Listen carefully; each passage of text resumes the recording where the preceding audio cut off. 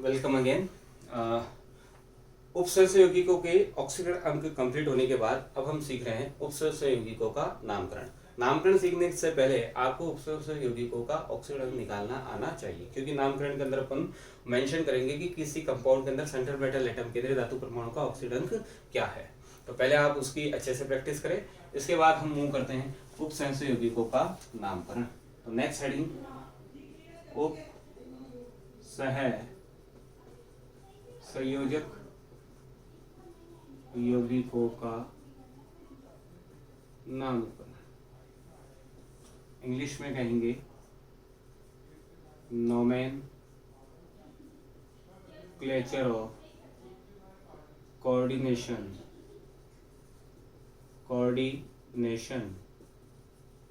Compound. देखो ध्यान से देखें, कुछ भी नहीं है, बहुत छोटे से नियम है, नामकरण सीख रहे हैं नोमेनक्लेचर। देखो उपसर्ग यौगिक के अंदर जो नामकरण जो सीखेंगे अपन, वो केवल सीखेंगे उपसर्ग सत्ता का। ये जो नामकरण जो नोमेनक्लेचर की जो हेडिंग है या जो लॉज है, जो नियम अभी बताए जाएंगे आपको, वो केवल किसके लिए है? उपसहसंयोजक सत्ता के लिए। काउंटर आयन का तो नाम ऐसा का ऐसा ही लिखना है। काउंटर आयन एक प्रकार का क्या है? आयन है। जैसे कि अगर Cl है तो सामान्य नाम क्या होता है? क्लोराइड, तो क्लोराइड ही लिखेंगे। SO4 अगर एज ए काउंटर आयन है तो काउंटर आयन का नाम क्या होता है? SO4 का सामान्य नाम क्या होता है? सल्फेट होता है, तो उसको वैसे लिखेंगे। नहीं तो और प्रैक्टिस करेंगे तब। मैं ये नियम जो सिखा रहा हूँ वो केवल किसके लिखा रहा हूँ? उपसहसंयोजक सत्ता के।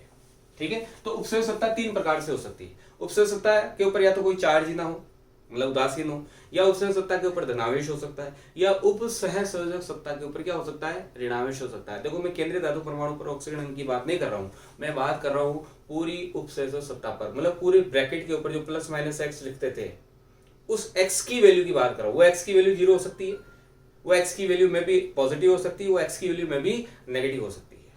ठीक है, तो तो नामकरण सीख रहे हैं उपसर्ग सत्ता का। तो उपसर्ग सत्ता कितने प्रकार की? तीन प्रकार की। तो वो मैं मेंशन कर रहा हूँ कि ये MLN जो उपसर्ग सत्ता है, वो या तो उदासीन हो सकती है, कोई चार्ज नहीं लिखा, या फिर क्या हो सकता है? इस उपसर्ग सत्ता के ऊपर MLN के ऊपर कौन सा चार्ज हो सकता है? पॉजिटिव। और एक क्या हो सकता है? ये MLN उपसर्ग सत्ता है जिसके ऊपर कौन सा चार्ज हो सकता है? नेगेटिव। तो उपसर्ग सत्ता है जिसके ऊपर धनावेश हो या फिर उदासीन हो, उसका नाम कैसे लिखा जाता है? उसका एक ही नियम है। और उपसर्ग सत्ता जो ऋणावेशित है, उनका नामकरण के क्या क्या नियम है, वो अपन अलग से लिखेंगे। ठीक है, तो नाम कैसे लिखना है फटाफट नोट करते जाए। मैं समझाता भी रहूंगा आपको, बाद में एक साथ समझा दूंगा। तो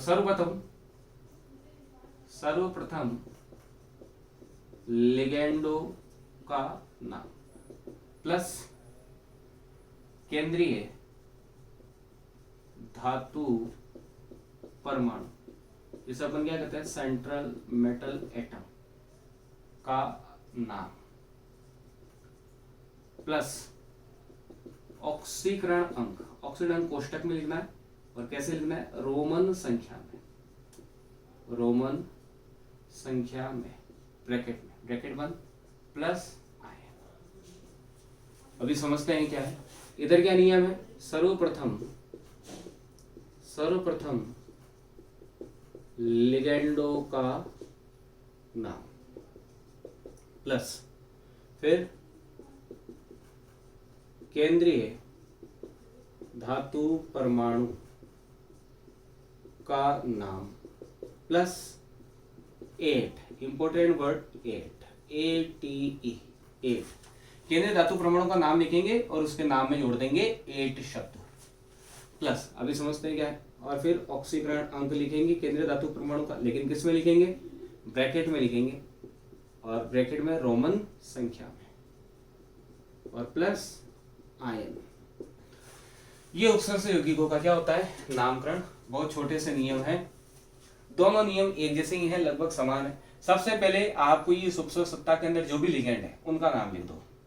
ठीक है, कौन से लिगेंड का नाम पहले लिखना है, कौन से लिगेंड का नाम बाद में लिखना है, उसके लिए मैं भी समझाता हूँ। लेकिन सबसे पहले नाम किसका लिखना है? इस उपसर्ग सत्ता के अंदर जो भी लिगेंड है उनका नाम लिख दो। जितने भी लिगेंड है उनका नाम अगर लिख दिया है तो फिर किसका नाम लिखो? केंद्रीय धातु परमाणु का।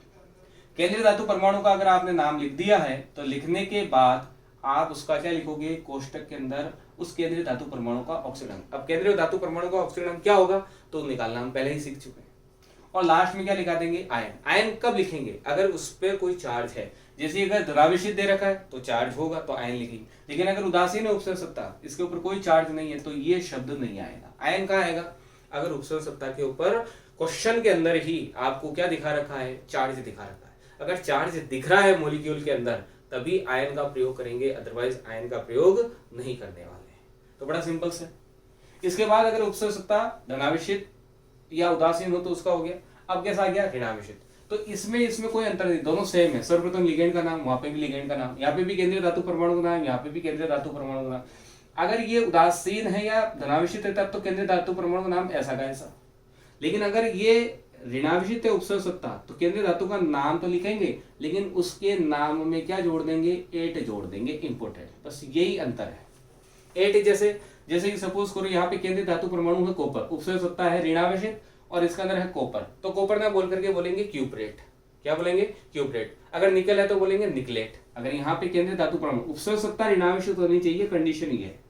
उपसर्ग सत्ता ऋणावेशित है तो उसके केंद्रीय धातु परमाणु नाम सिंपल नाम बोल करके उसके नाम के अंत में क्या लगा देंगे, एट लगा देंगे। जिंक है तो जिंकेट, निकल है तो निकलेट, कॉपर है तो कॉपरेट, है ना, क्रोमियम है तो क्रोमेट, आयरन है तो फेरेट।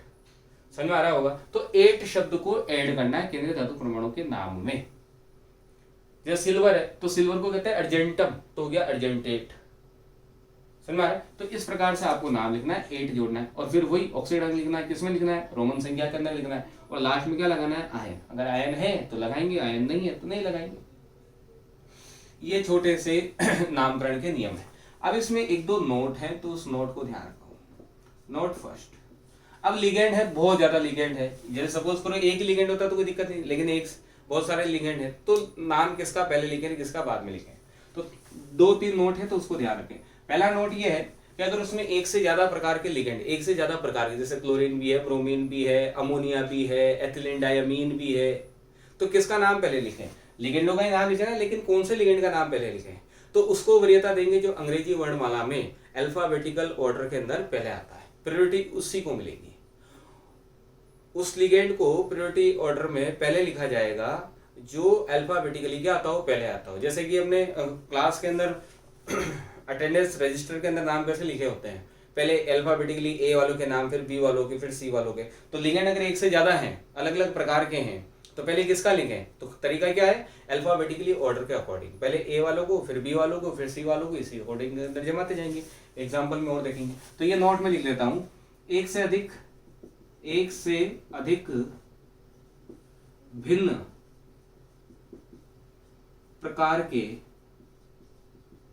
प्रकार के लिगेंड उपस्थित होने पर उन्हें अंग्रेजी वर्णमालानुसार अल्फाबेटिकली ऑर्डर, अंग्रेजी वर्णमालानुसार वरीयता दी जाती है। ठीक है। सेकंड पॉइंट, ये तो कब है, जब एक से अधिक भिन्न प्रकार के लिगेंड है। लेकिन लिगेंड एक से ज्यादा समान प्रकार है, जैसे क्लोरीन 2 है या 5 है या 8 है, तो क्या करेंगे, तो आप जानते हो अगर समान लिगेंड है, एक तो नहीं, एक से ज्यादा, अगर एक से ज्यादा समान लिगेंड, अगर 2 है क्लोरीन, तो उसके नाम के आगे, उस लिगेंड के नाम के आगे डाई लगा देंगे। 3 है तो ट्राई, 4 है तो टेट्रा, 5 है तो पेंटा, इत्यादि वर्ड्स का या इत्यादि शब्दों का हम प्रयोग करेंगे एज ए सफिक्स, पूर्व लगन के रूप के अंदर इनका प्रयोग करेंगे। तो सेकंड पॉइंट लिख लेते हैं, एक से अधिक समान, ये तो थे भिन्न प्रकार के, समान प्रकार के लिगेंड उपस्थित हो तो इनके नाम के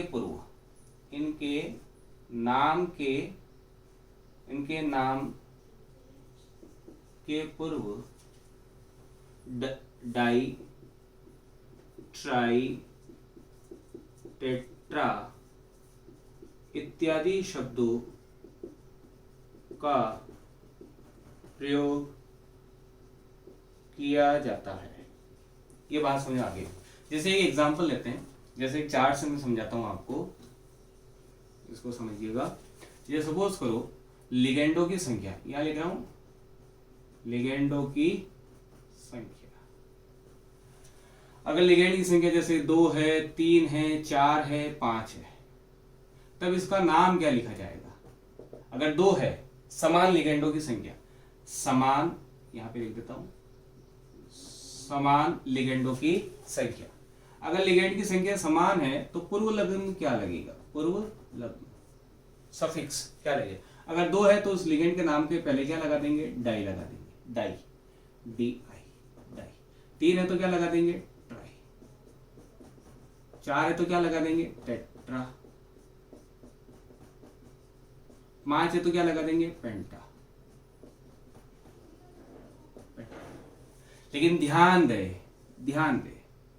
कभी कभी क्या होता है, लिगेंड की संख्या समान है, जैसे 2 है, 2 समान लिगेंड है, तो डाई ना लगा करके हम कभी कभी लगाते हैं बिस। अगर 3 समान है तो ट्राई ना लगा करके हम लगाएंगे ट्रिस। अगर 4 है, टेट्रा ना लगा करके लगाएंगे टेट्राकिस, टेट्राकिस। 5 है तो क्या लगाएंगे? पेंटाकिस। 6 है तो हेक्साकिस। इस प्रकार से शब्दों का प्रयोग करेंगे। तो इनका प्रयोग कब किया जाएगा? डाई, ट्राई, टेट्रा, पेंटा शब्द का वर्ड्स का यूज करना है, या बिस, ट्रिस, टेट्राकिस, पेंटाकिस इत्यादि वर्ड्स को यूज में लेना। तो नॉर्मली तो इन्हीं को लेना। इनका यूज कब लेना आपको? इनका प्रयोग तभी किया जाए जब लिगेंडों के नाम में ही डाई, ट्राई, टेट्रा इत्यादि शब्द, एक्सेट्रा शब्द उपस्थित हो। तो इनका प्रयोग कब करना आपको? जब लिगेंड के नाम में ही डाई आ रहा है, ट्राई आ रहा है या टेट्रा आ रहा है। जैसे कि बात करते हैं एथिलीन डाइअमीन, EN। तो एथिलीन डाइअमीन एक लिगेंड है, और अगर उसकी संख्या 2 है तो अब डाई नहीं लगाएंगे, क्योंकि लिगेंड के नाम में ही डाई आ रहा है। तब उसकी अगर संख्या 2 है तो क्या लगाएंगे? बिस। अगर एथिलीन डाइअमीन की संख्या 4 है तो क्या लगाएंगे? पहले नाम के पूर्व टेट्राकिस। टेट्रा नहीं लगाएंगे एथिलीन डाइअमीन के नाम के पहले। क्यों नहीं लगाएंगे? क्योंकि एथिलीन डाइअमीन EN के नाम में ही डाई आ रहा है, एथिलीन डाई आ रहा है। तो ऐसे लिगेंडों की संख्या अगर 1 से ज्यादा होती है तो उनके नाम के पूर्व इन शब्दों का प्रयोग न करके इन शब्दों का प्रयोग किया जाता है। तो ये दूसरा नोट हो गया। तीसरा लास्ट नोट देखो आप। तीसरा नोट क्या है? मैंने आपको बताया था ब्रिज लिगेंड या सेतु लिगेंड। सेतु लिगेंड के ऑक्सीजन करना भी सिखाया था। तो सेतु लिगेंड का जब कभी भी नाम लिख रहे हो तो नॉर्मल जैसे नाम लिखेंगे लिगेंड का वैसे ही लिखेंगे, लेकिन उसके नाम के पहले एक शब्द है म्यू, उसका प्रयोग करेंगे। कैसे करेंगे वो जब एग्जाम्पल आएगा तब देखेंगे। अदरवाइज ये थर्ड नोट लिख लो। सेतु लिगेंडों के नाम के पूर्व म्यू, ये सिंबल है, लिखना नहीं, ये सिंबल ही लिखना आपको। म्यू शब्द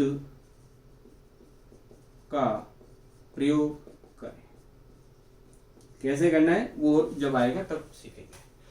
तो ये सिंपल से उपसर्ग संयोजकों का नामकरण के कुछ नियम है और कुछ इंपॉर्टेंट नोट है, उनको आपको ध्यान रखना है। फिर अपन शुरू करते हैं कुछ यौगिक लेकर के और उनका नामकरण लिखने की कोशिश करते हैं। तो ध्यान रहे शॉर्ट में उपसर्ग यौगिक का नाम कैसे लिखना है। ध्यान रहे सबसे पहले लिगेंड, जितने भी लिगेंड है उसको देख लो, लिगेंडों का नाम लिखना है। कौन से लिगेंड को पहले लिखे, कौन से लिगेंड को बाद में लिखे, कि ऐसे लिगेंड को पहले लिखो जो अल्फाबेटिकली ऑर्डर पे क्या आता हो, पहले आता हो। और अगर लिगेंडों की संख्या ज्यादा है तो क्या लगा देंगे? 1 से ज्यादा है तो डाई, ट्राई, टेट्रा इत्यादि शब्दों का प्रयोग करेंगे। लिगेंड के नाम में अगर डाई, ट्राई, टेट्रा आ रहा है तो फिर बिस, ट्रिस, टेट्राकिस, पेंटाकिस इत्यादि शब्दों का प्रयोग कर देंगे। तो लिगेंड सारे कंप्लीट हो गए। लिगेंड के बाद किसका नाम लिखना है? केंद्रीय धातु परमाणु का। तो केंद्रीय धातु परमाणु का नाम लिखना है तो आपको ये सोचना है सामान्य नाम, सिंपल नाम लिखना है तो, या फिर नाम के अंत में 8 भी जोड़ना है। तो उसके लिए 8 जोड़ना है या नहीं जोड़ना है क्या देखेंगे कि जो आपको लिगेंड या उपसंयुक्त यौगिक दे रखा है उसमें जो उपसंयुक्त सत्ता है उस उपसंयुक्त सत्ता के ऊपर कौन सा आवेश है, कि उदासीन है, धनावेशित है या ऋणावेशित है। अगर उपसंयुक्त सत्ता उदासीन है या फिर धनावेशित है तो केंद्रीय धातु परमाणु का सामान्य नाम लिखा जाएगा, उसके अंत में 8 नहीं जोड़ा जाएगा। और अगर उपसर्ग यौगिक के उपसर्ग यौगिक में उपसर्ग सत्ता जो है उसके ऊपर अगर ऋणावेश है तो उसके नाम में क्या जोड़ा जाएगा, केंद्रीय धातु परमाणु के नाम में क्या जोड़ा जाएगा, एट जोड़ा जाएगा। अगर कॉपर है तो कोइपरेट हो जाएगा, जिंक है तो जिंकेट हो जाएगा, सिल्वर है तो अर्जेंटेट हो जाएगा। इस प्रकार से अपन और भी चीजों को देखेंगे। क्रोमियम है तो क्रोमेट हो जाएगा, है ना। केंद्रीय धातु परमाणु का नाम हो गया। केंद्रीय धातु परमाणु के नाम के बाद क्या लिखना है आपको, सिंपल सा ऑक्सीकरण अंक लिखना है। ऑक्सीकरण अंक किसमें लिखना है, ब्रैकेट के अंदर लिखना है। कौन सी संख्या में लिखना है, और रोमन लेटर के अंदर, रोमन संख्या के अंदर लिखना है। और अगर आपको दिया गया उपसर्ग यौगिक है, इसके ऊपर या तो कोई प्लस चार्ज है या फिर कौन सा चार्ज है, माइनस चार्ज है, तो अपन आयन लिखेंगे। और अगर पूरा उपसर्ग यौगिक उदासीन है तो कोई इसके ऊपर चार्ज नहीं लगाएंगे। ठीक है, तो इसको आप नोट करो, फिर प्रैक्टिस करते हैं।